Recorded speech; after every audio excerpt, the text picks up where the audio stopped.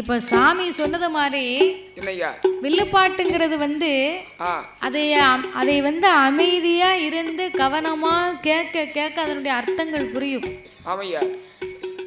அதை கவனமா கேட்டு அதை விரும்புகிற புரியுற மக்களுக்கு தான் அது அமிர்தம் மாதிரி தெரியுமா. புரியலேன்னு சொன்னா அது கொஞ்சம் கூட நமக்கு மனசுல பதியாதுங்கிறத விட அதன் மேல உள்ள விருப்பம் நமக்கு இருக்காது.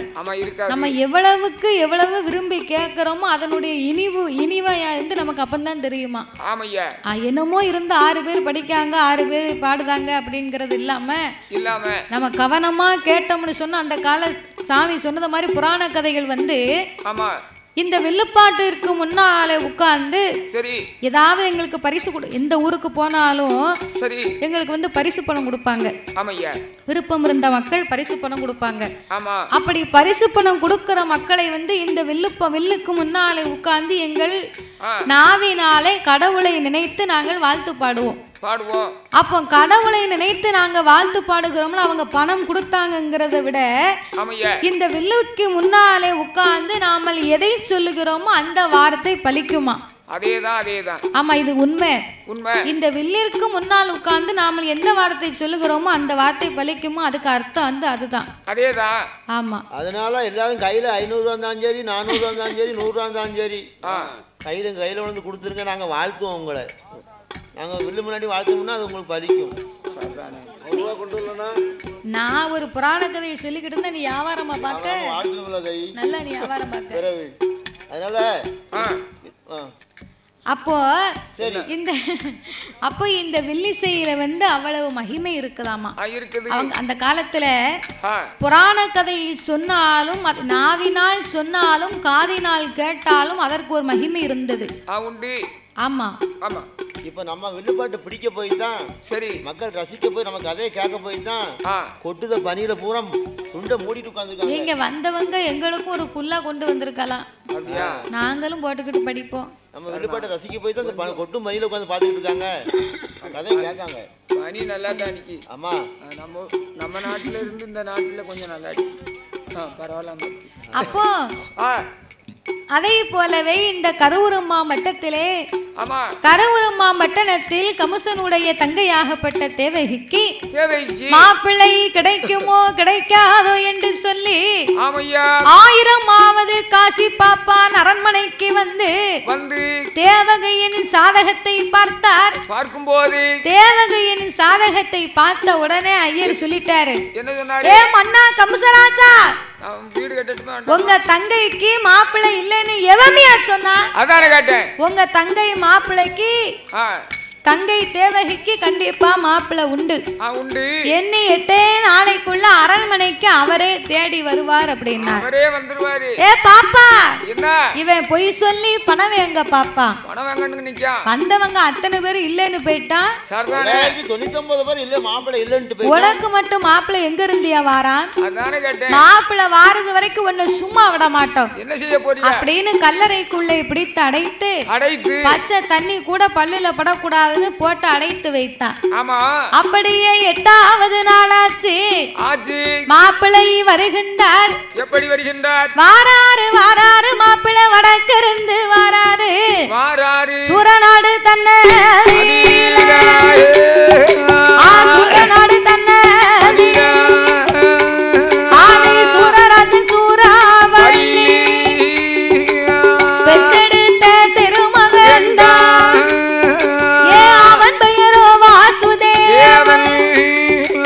வாசுதேவன் என்பவன் தான் சூரவள்ளி பெண்கொடிக்கு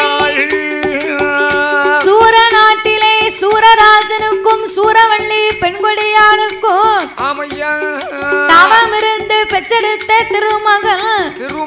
அவன் பெயர் தான் வாசுதேவன். வாசுதேவன் என்னைக்கு அவங்க அம்மா வயத்திலே சனித்தாரோ 6 மாதத்திலே அவங்க அப்பா இறந்து போயிட்டார். பிறந்து 6 மாதம் ஆச்சு, அம்மா இறந்து போயிட்டார். எடுத்து வளர்த்த சின்ன பாட்டி 6 வயசுல அந்த அம்மா பள்ளிக்கூடம் சேர்க்கணும்னு ஆசைப்பட்டா. அந்த அம்மாவும் போய் சேர்ந்துட்டா. வாசுதேவன் கடற்கரைக்கு வந்தான். சரி. கடற்கரையிலே கடல் அரசனும் கடல் ராணியும் வாழ்ந்து வரும்போது இருவேருக்கும் பிள்ளை இல்லை என்று வாசுதேவனை பிள்ளைக்கு பிள்ளையாக வளர்த்தார்கள். வளர்த்து வந்தார்கள். அவனையும் 21 வயது வரைக்கும் வளர்க்க சரி 21 வயது ஆச்சு. அந்த கடல் ராணி அம்மா போய் சேர்ந்துட்டா. அவளும் போயிட்டா. இப்படி உன்னை வளர்த்தவர்களை எல்லாம் கொன்று விட்டாயே சண்டாள பாவி, இனி என் அரண்மனையில இருந்தா ஏன் உயிருக்குத்தான் ஆபத்து வரும், எனக்கே ஆபத்து வரும் அப்படின்னு கடலரசன் வீட்டை விட்டு வெளியே அனுப்பிவிட்டார். வாசுதேவன் கடற்கரையிலே வந்து எனக்கு அக்கம் இல்லை பக்கம் இல்லை, ஆதரிக்க ஒருவர் இல்லை, தாயும் இல்லை தகப்பன் இல்லை, என்னை தற்காக்க ஒருவர் இல்லை, இனி இந்த உலகத்திலே நான் இருக்க மாட்டேன் என்று உரையில் இருந்த வாளை உருவி கடற்கரையிலே ஊன்றி தன் உயிரை அதிலே மாய்க்க போறேன்னு நிக்கிறான். பார்த்தா ஆகாயவாணியம்மா, உனக்கு மரண யோகம் இல்லையப்பா, மாலையிடும் யோகம் இருக்கிறது அப்படின்னு வாயுதேவன் மகிமையினாலே அவனை ஆகாயமாக தூக்கி இந்த கருவூரம் மாவட்டத்தில் கமுசனுடைய அரண்மனை வாசலிலே கொண்டு வந்து விட்டாங்க. அரண்மனை வாசல்ல கொண்டு வந்து விட்ட உடனே மந்திரி மாப்பிளைய பார்த்தா யாரோ எவரோ பார்க்க சந்திரனோ சூரியனோ தெரியல, இவ்வளவு ஒரு அழகா இருக்காரு. அப்படி இந்த அரண்மனைக்குள்ளே அழைத்து வந்து விட்ட போது அப்ப கமுசமுடி ராஜமன்னே அவன் என்ன கேட்கிறான் தெரியுமா? எப்படி ஐயா? ஏ வாரும் ஐயா பிள்ளையே, ஊரு என்ன பேரு என்ன, நீங்க ஒட்டவழி வந்த உங்க நாடு என்ன நகரம் என்ன, நீங்க நடந்து வந்த விவரம் என்ன, உமக்கு எந்த ஊரு எந்த தேசம், நீங்க எங்கிருந்து எங்கு வாரு, உள்ளதைத்தான் உள்ளபடி உள்ளதைத்தான் உள்ளபடி நீங்க ஒழியாம சொல்ல வேணும்.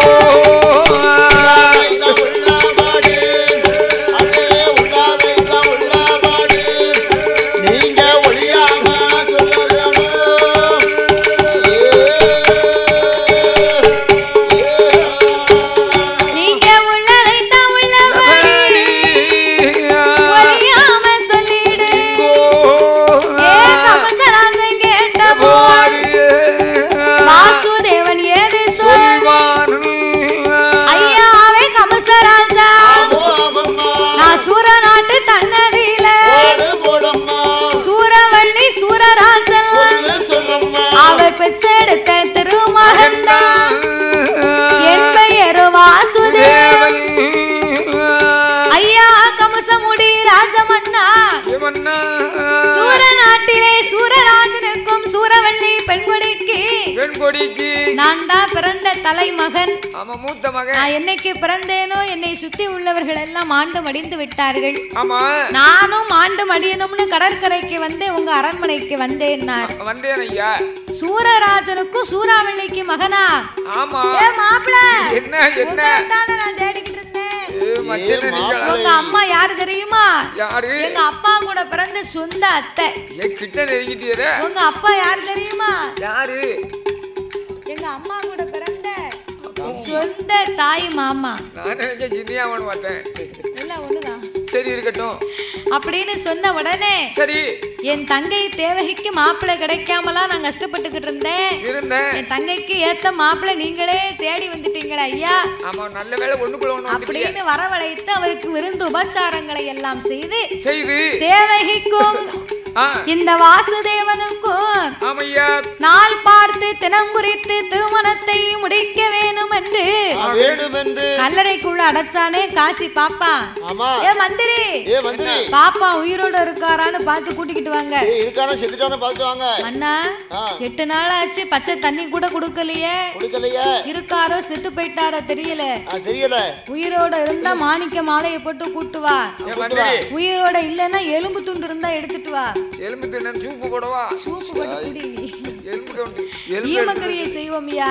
அப்படியா? செய்த பாவத்துக்கு அதையாவது செய்து முடிப்போம். அதானே அப்படின்னு சொன்ன உடனே சரி தங்க தாம்பூலத்திலே மாணிக்க மாலை வைத்து ஒட்டு மேல முழக்கத்தோட ஐயரை கூப்பிட வராங்க. ஆமையா. ஐயரை கூப்பிட வரும்போது என்னாச்சு? கொட்டு சத்தம் கேட்க கேட்க ஐயருக்கு குடலை பிரட்டுது. குடலையும் பிரட்டு மட்டும் எதுக்கு? மாப்பிள்ள வந்தாரோ வரலையோ கம்சன் நம்மளை என்ன செய்ய போறானோ அப்படி என்று சொல்லி அந்த கல்லறையை திறந்த போது கொட்டி சத்தம் கேட்கும் போது கொட்டி சத்தம் கேட்கும் போது அவன் குடலத்தான் பெறட்டுதையோ. அற உயிரும் குற உயிரா அற உயிரும் குற உயிரா அந்த அந்த நறுவாரா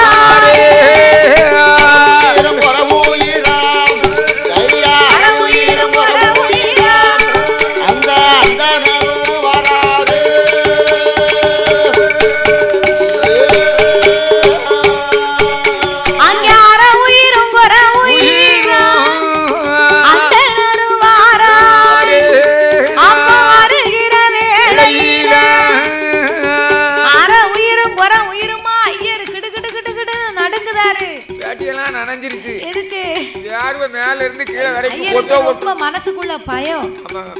கம்சராஜன் நம்மளை என்ன செய்ய போறாரோ அப்படின்னு சொன்ன உடனே சொல்லி அவர் கல்லறையை திறந்து வெளியே தான் வந்திருக்காரு. மந்திரி மாணிக்க மாலையை தூக்கி கழுத்துல போட்டாரு. அப்ப ஐயர் நினைக்காரு பெரிய பெரிய சிவ ஆலயத்திலே செங்குடாய பலி கொடுத்து சாமியை கும்பிடுவாங்க. மாப்பிள்ள வரல புலுக்கு அதான் இந்த மாணிக்க மாலையை போட்டு நம்ம கழுத்தை வெட்ட போறான் புலுக்கு அப்படின்னு பயந்து போய் மந்திரி ஓடி வந்து மன்னனுக்கு முன்னால இந்த காசி பாப்பானை நிறுத்தினார். ஏ மன்னா கம்சராஜா, என்ன மாப்பிள்ள வந்துட்டாரா ஐயா? அதைய பத்தியா நீர் கவலைப்படுத்தீங்க? பாப்பா என்ன மாப்பிள்ள தான் நேரத்தே வந்துட்டாரு, நீர் வருத்தப்படாதரோ? நல்ல வேளை இப்பதான் உயிர் கைக்கு வந்திருக்கு. அப்ப நான் வீட்டுக்கு போறேன். வீட்டுக்கா? வீட்டுக்கு எதுக்கு போறீரு? அதானே கேட்டேன். எனக்கும் என் மனைவிக்கும் அன்னைக்கு பார்க்க 60ஆம் கல்யாணம் நடந்துச்சு. நான் 2 முடிச்சு போட்டேன், 3வது முடிச்சு இன்னும் போடல. அதனால நான் போகலைன்னா என் மனைவி தாலியை கலத்திக்கிடுவா, தலையை மொட்டை அடிச்சுக்கிடுவா, வெள்ளை உடுத்திக்கிடுவா, அவ வீட்டுக்குள்ள இருந்துக்கிடுவா, முக்காடு போட்டுடுவா, அவ மூலையில இருந்துடுவா. நான் உயிரோடு இருக்கோம்னு வீட்டுக்கு போனாத்தான் அவன் நல்லா இருப்பா. ஐயா நான் போயிட்டு வரேன். அந்த முடிச்ச மத்தரம் போட்டு வந்து என்ன 20க்கு 20 ஏங்கிக்கிட்டு இருக்கு, உமக்கு 60க்கு 60 கேக்கு. என்னய்யா இப்படி சொல்றீங்க? பேசாம இங்க உட்காரும், நாள் பார்த்து தினம் குறிச்சு கல்யாணத்தை முடிச்சிட்டு வீட்டுக்கு போறோம். வீட்டுக்கு போறோம். யாருங்க வெளிமதி நீ உயிரோட இருக்கேன்னு உங்க மனைவிக்கு நான் ஆள் அனுப்பி விடுதேன் அப்படின்னு சொன்ன உடனே சரி வாசுதேவனுக்கும் தேவகிக்கும் திருமணம் என்று சொல்லி நான் பார்த்து தினம் குறித்து நல்ல நாளை எதிர்பார்த்து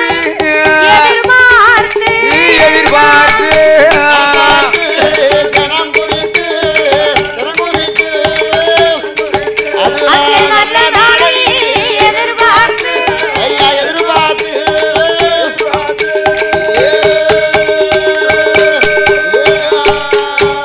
அங்கே நாள் பார்த்து தனம் குறித்து ஏன் நல்ல நாளை எதிர்பார்த்து குறித்ததொரு முகூர்த்தத்தில் அந்த கொட்டகை அலங்கரித்து பந்தலது போடுவார். ஈச்சம்பாலை கொண்டு வந்து இருபுறம் அலங்கரித்தார். கமுகம்பாலை கொண்டு வந்து கால்களெல்லாம் அலங்கரித்தார். மாங்குளைய கொண்டு வந்து மணவடைய அலங்கரித்தார். மல்லிகைப்பூ கொண்டு வந்து மலராலே அலங்கரித்தார். ஏ அப்பா, தேவகிக்கும் வாசுதேவனுக்கும் திருமணம் என்று சொல்லி கரூருமா பட்டணத்துல கொட்டகைய பார்த்தா ஆனை கொட்டகை, குதிரை கொட்டகை. ஆனை வந்தாலும் தட்டாது, குதிரை வந்தாலும் தட்டாது, கொட்டகை வந்தாலும் தட்டாது. அப்படி ஒரு கொட்டகையை போட்டிருக்கான். பிறகு மாங்குளையை கொண்டு வந்து மணவடை அலங்கரித்து ஆமையா ஈச்சம்பாலை வெட்டி பந்தலின் இருபுறத்திலே அலங்கரித்து ஆமா தலவாழ குல நிறுத்தி ஆமையா அந்த பந்த காலெல்லாம் அலங்கரித்து சரிதானே பூக்களை கொண்டு வந்து புஷ்பத்தாலே அலங்கரித்து ஆமா குறித்த முகூர்த்தத்திலே சரி திருமணம் என்று சொல்லி சரிதான் தன்னுடைய நாட்டுக்குள் இருக்கக்கூடிய அத்தனை மக்களுக்கும் அறிக்கை ஒலை எழுப்புதான் அனுப்புகிறார். எப்படி எப்படி அனுப்புனார்? வீராதி வீரர்களே, வீர மார்த்தாண்ட சூரர்களே, சூரர்களே, வரக்கூடிய வைகாசி மாதத்திலே வளர்வர வெள்ளியிலே என் தங்கைக்கு கல்யாணம். ஆமா, வரக்கூடியவங்களுக்கு ஒரு முக்கிய அறிவிப்பு. என்ன அறிவிப்பு? இந்த கல்யாண வீட்டுக்கு வரும்போது என்ன வேணும்? கல்யாண வீட்டுல சாப்பாடு கிடையாது. சரி, சாப்பாடு இல்லாத ஒரு கல்யாணமா? சாப்பாடு கிடையாது. சரி, அதுக்கே ஆனா எப்படி? கல்யாண வீட்டா சாப்பாடு தானே முக்கியம். தண்ணி கிடையாது, காபி கிடையாது, டீ கிடையாது, கலர் கூட கிடையாது, ஒண்ணு கிடையாது. வெத்தலை பாக்கு சுண்ணாம்பு கூட தர மாட்டேன். சுண்ணாம்பு கூட கிடையாது, சொரண்டி நிக்க விட செவுத்த.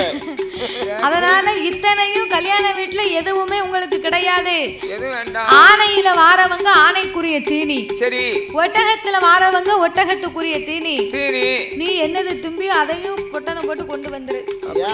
இந்த மாதிரி கார் வண்டி பிளஸ் கூட்டலாம் கிடையாதா? கிடையாது, கிடையாது.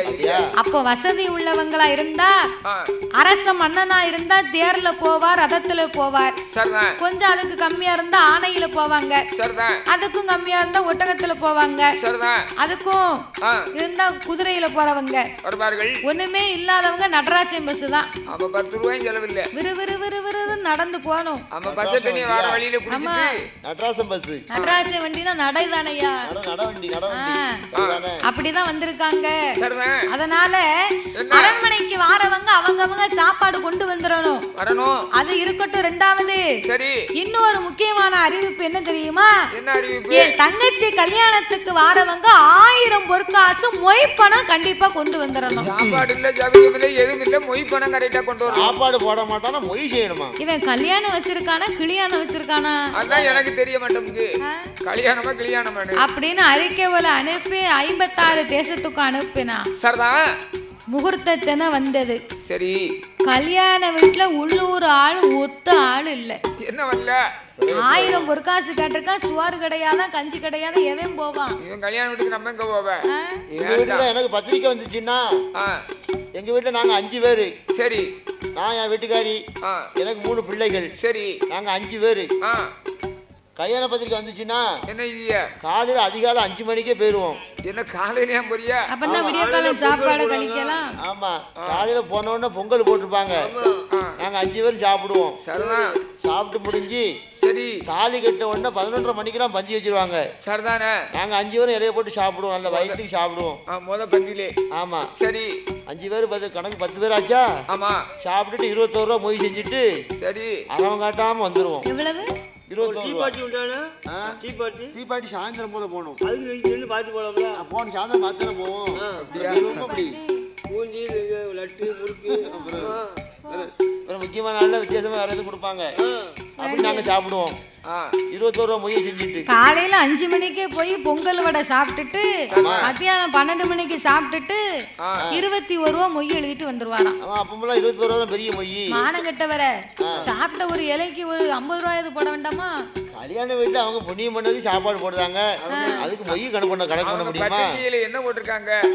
குடும்ப செய்தியத்தோடு வந்து எல்லாரும் வந்து குழந்தைகளையும் ஆசீர்வாதம்படி கேட்டுக்கொள்கிறோம். 2 நேரம் நல்லா சாப்பிட்டுட்டு அந்த பிள்ளைல ஆசீர்வாதம் பண்ணிட்டு வருவோம். அப்படி வருவாங்க. எங்க ஆசீர்வாதம் கிடைக்கணுமே. சரிதானே, நீங்க போய் நீங்க சாப்பிடுற சாப்பாட்டுக்கு வேண்டியதான். மாதிரி ஒரு 5-6 பேர் சேர்ந்து கல்யாணத்துக்கு போனாங்கன்னு வைங்க, என்ன ஆகும்? என்னத்தையும் கொஞ்சம் இடத்தை விற்கத்தான் செய்யணும். அப்ப இந்த கம்சனுடைய அரண்மனையிலே கல்யாணம் முடிந்தது வாசுதேவனுக்கும் தேவகிக்கும். ஆமா, திருமணம் முடிந்து பார்த்தா உள்ளூர்ல ஒரு ஆளு கூட வரல. அப்ப கம்சன் நினைக்கா, எப்படி இவங்க வந்தாலும் பரவாயில்ல, வரலனாலும் பரவாயில்ல, சரி வரக்கூடிய 1000 பொற்காசு மொய் பணம்லாம் வம்பா போச்சு அப்படின்னு சொல்லி மாப்பிள்ளையும் பெண்ணையும் அலங்கரித்த ஆணையில உட்கார வச்சான். பந்தி போஜனம் முன்னால பட்டண பிரதேசம் முன்னாலன்னு சொல்லுவார்கள். முதல்ல நமக்கு இந்த 1000 பொற்காசு மொய்ப்பணம் தான் நமக்கு முக்கியம். அப்படி என்று சொல்லி ஆனையிலே உட்கார்ந்து பவனி சுற்றி வரும்போது வரக்கூடிய வழியிலே தேவகி ஒரு கனியை கண்டார். அதுதான் அதிசய கனி. ஒரே மரத்திலே ஒரே பூ பூத்து ஒரே பிஞ்சியாகி ஒரே காயாகி ஒரே கனியாக கனிந்த பழம். அதான் மாங்கனி பசியா பழம். ஆமா சரி. அந்த பசியா பழத்திற்காக மரத்துக்கு அடியிலே துருவாசக முனி என்று ஒருவர் தவம் இருந்து வருகிறார். தவம் முடிந்து கங்கைக்கு சென்று நீராடுவோம் என்று புறப்பட்டு போனார். அவர் போன நேரம் தேவகி அந்த கனியை கண்டார். அண்ணா இப்பேறுபட்ட அதிசய கனி எனக்கு இப்பொழுதே வேணும்னா உடனே வேணும்னா தங்கைக்கு இல்லாத கனி தாரணையில் யாவருக்கும் உண்டோ என்ற அம்பாள் எய்து அதை அரண்மனைக்கு கொண்டு வந்தார். தேவகிக்கு 8 பங்காக வெட்டி கொடுத்தார். தேவகி 7 பங்கு சாப்பிட்டு முடிச்சார். 8வது பங்கு மிச்சம் இருக்கு. துருவாச